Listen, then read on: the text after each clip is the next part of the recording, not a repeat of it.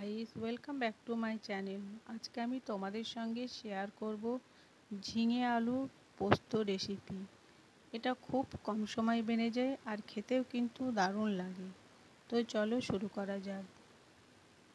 এখানে নিয়েছি 4টে আলু, ওজনে 300 গ্রাম মতো হবে। আর নিয়েছি 5টা ঝিঙে, ওজনে 600 গ্রাম মতো হবে।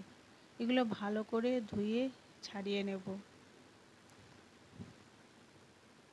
তো ঝিঙে আলু আমি ছাড়িয়ে নিয়েছি। এখন এগুলোকে ছোট ছোট করে কেটে নেব। এভাবে ছোট ছোট করে কেটে নিয়েছি। এখানে কড়াই গরম করার জন্য রেখে দিয়েছি। কড়াই গরম হয়ে যাওয়ার পর দিয়ে দিলাম 2 টেবিল চামচ মতো সর্ষের তেল।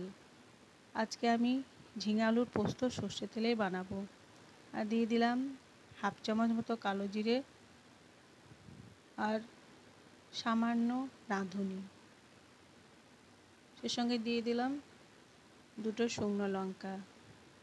এগুলো ভাজা ভাজা হয়ে গেলে সুন্দর একটা গন্ধ বার হয়ে যাওয়ার পর দিয়ে দেব কেটে রাখা আলু।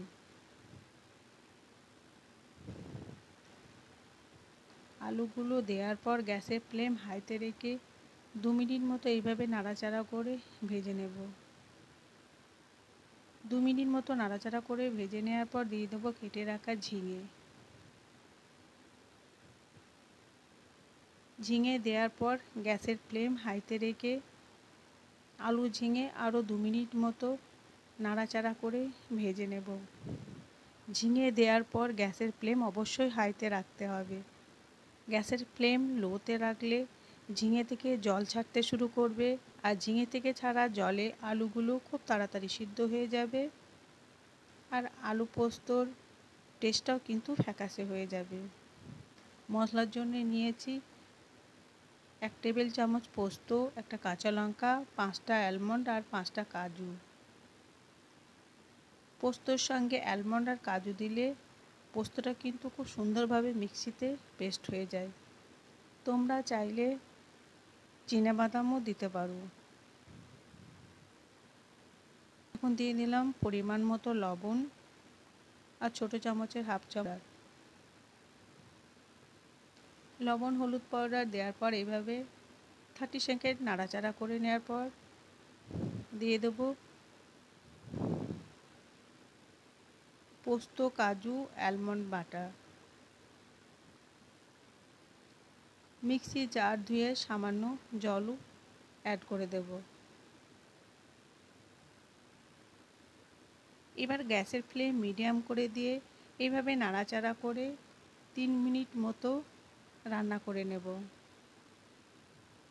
এই সময় গ্যাসের ফ্লেম কিন্তু মিডিয়ামে রাখতে হবে, তা না হলে মশলা কিন্তু কড়াইয়ের সঙ্গে লেগে যেতে পারে। 3 মিনিট মতো মিডিয়াম ফ্লেমে নাড়াচাড়া করে নেওয়ার পর দিয়ে দেবো গরম জল। তোমরাও সবসময় চেষ্টা করবে যে কোনো রান্নাতে গরম জল দেওয়া। গরম জল দিলে কিন্তু রান্নার টেস্টও খুব ভালো হয়। এখানে আমি 1 কাপ জল দিলাম। যেহেতু আমি আজ বেশি ঝোল বানাবো না, মাখা মাখা বানাবো, তাই 1 কাপ জল দিলাম।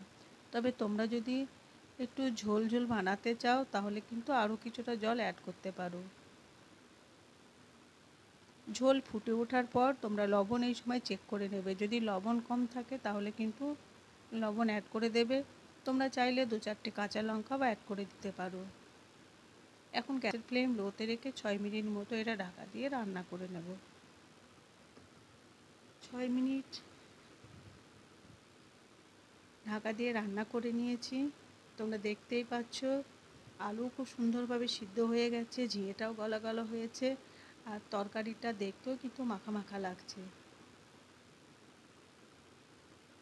এভাবে নাড়াচাড়া করার পর সবশেষে দিয়ে দেবো চিনি। চিনি দিলে আলু পোস্তর টেস্ট কিন্তু খুব ভালো হয়। তবে তোমরা যদি তরকারিতে মিষ্টি পছন্দ না করো তাহলে কিন্তু স্কিপ করতে পারো। তো চলো আজকে আমি আলু পোস্তর সঙ্গে আর কি কি বানিয়েছি তোমাদের সঙ্গে শেয়ার করি। এখানে নিয়ে নিলাম উচ্ছে ভাজা, বেগুন ভাজা, আর যেটা আজকে আমি বানিয়েছি আলু পোস্ত, ঝিঙের তরকারি, আর সেই সঙ্গে নিয়ে নিলাম মুগ ডাল। তোমরা অবশ্যই এই রেসিপিটা একবার ট্রাই করো। আর ভিডিওটা তোমাদের কেমন লাগলো আমাকে কমেন্ট করে জানিও। ভিডিওটা যদি তোমাদের ভালো লাগে তবে একটা লাইক করে দিও। আর তোমরা যদি আমার চ্যানেলে নতুন সদস্য হও আমার চ্যানেলটাকে সাবস্ক্রাইব করে দিও। Thank you.